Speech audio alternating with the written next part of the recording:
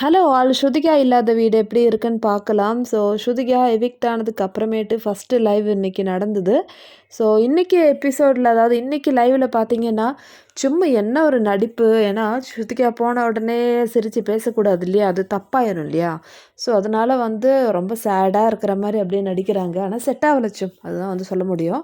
இன்னொரு சைடில் பார்த்தீங்கன்னா இந்த சாஹத்லாம் வந்து செம்ம ஹாப்பி. ஸோ அவங்க இவ்வளோ ஹாப்பியாக நான் பார்த்ததே இல்லை. சாஹத் ஷில்பாலாம் வந்து அப்படியே அம்மா பொண்ணு மாதிரியே வந்து நடந்துக்கிறாங்க. என்ன நடக்குது, இவ்வளோ நாள் வந்து இந்த அம்மா பொண்ணுலாம் எங்கே போயிடுச்சு அப்படி தான் வந்து நான் யோசிச்சுட்டு இருந்தேன். ஒரு சைடு பார்த்தீங்கன்னா மார்னிங் எழுந்த உடனே சும்மா வந்து ரொம்ப சேடாக உட்காந்துக்கிறாங்க கார்டனில், டான்ஸ்லாம் ஆடலை இன்றைக்கி.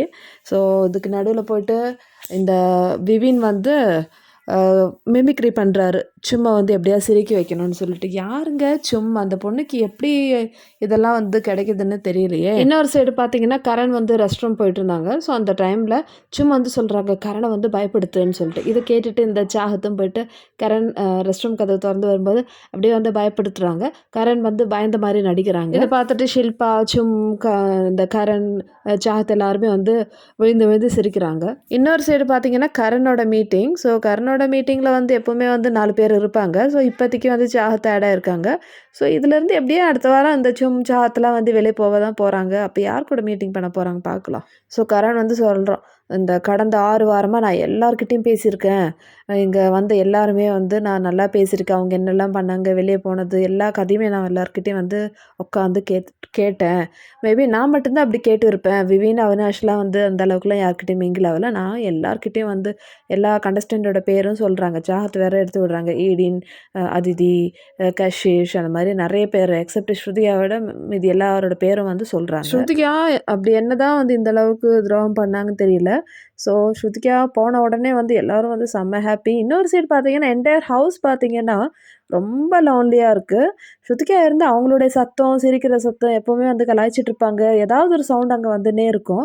நான் ஒரு 1 ஹவராக லைவில் பார்த்தேங்க இன்றைக்கி மத்தியானம். சைலண்ட்டாக இருந்தது. ஆனால் மக்கள் மட்டும் நம்ம சொல்கிறோம் ஸ்ருதிகா போயிட்டாங்கன்னா டிஆர்பி இருக்காதுன்னு.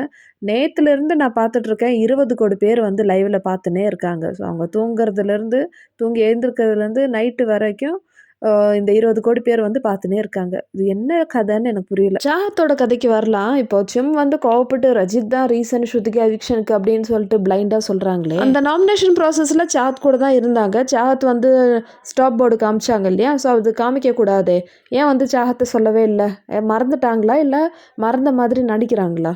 இந்த எவிக்ஷனுக்கு அப்புறமேட்டு சாஹத் வந்து ஸ்ருதிகாவை கட்டி பிடிச்சி சாரி ஸ்ருதிகா என்னால் நீ நாமினேட் ஆகிட்ட அப்படின்னு சொல்லிட்டு நடித்தாங்களே.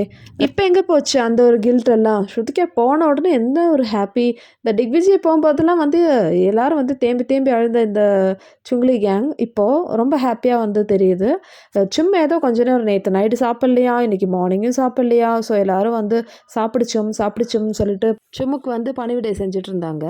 இதை பார்க்கும்போது எனக்கு தெரியுது எல்லாம் நடிப்பு தான். ஸ்ருதிகா எப்படி இருந்தாலும் வெளியே இருந்த எபிசோட்லாம் பார்ப்பாங்க. ஸோ சரி கொஞ்சம் நடிக்கலாம் அப்படின்னு சொல்லிட்டு இந்த பொண்ணு நடிச்சிட்ருக்கா சேடாக இருக்கிற மாதிரி. ஆக மொத்தத்தில் இவ்வளோ பெரிய விஷப்பாம்புக்கு நடுவில் தான் வந்து நம்ம ஸ்ருதிகா வந்து இவ்வளோ நாளாக தாக்கு பிடிச்சிட்டு இருந்தாங்க. ரொம்ப பெரிய விஷயங்க.